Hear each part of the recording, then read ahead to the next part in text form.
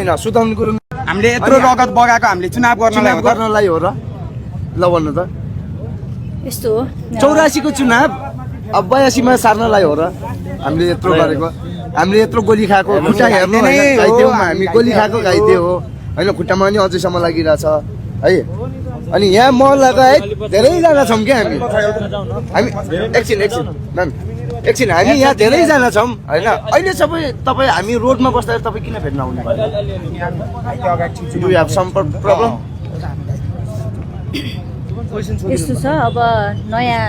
हामी निर्वाचनमा हुमिसकेका छौँ हैन निर्वाचनबाट निर्वाचन गर्नु नै देशको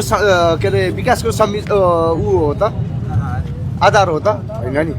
हामी के लडेका थियौं हामी यो गोली खाने बेला यहाँ अगाडि आएर के भनेर लडेका थियौं भन्दाखेरि हामीलाई करप्सन चाहिएन है मेन हामी नेपाली भनेर लडेका थियौं है सबभन्दा पहिला जेन्जी भनेर हैन हामी नेपाली भनेर लडेका थियौं म 45 दिनको छुट्टीमा आएको मान्छे विदेशमा म एज अ सेफ म सेफ हो एउटा है चाइनिज सेफ हो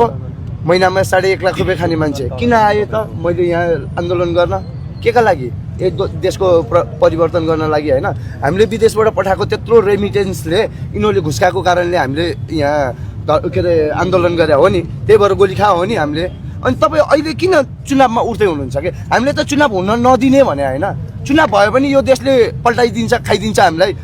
बेचिसक्यो भने नि भयो भने हैन र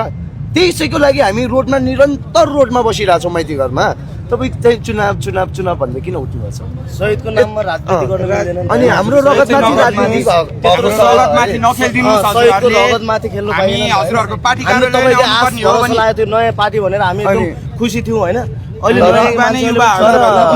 त्यो ठाउँमा होला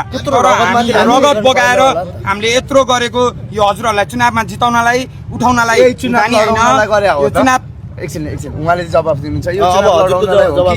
के हो ल तपाई आफै जवाफ दिनुहुन्छ अगाडि आउन अलि अगाडि आउँ त ल उहाँलाई सोधौँ राम्रोसँग छोड्दिने हैन एकछिन पहिला भनौँ हैन हामी घाइतेको रगतमाथि खेलिरहेछन् सबै हैन एकजना मात्र हैन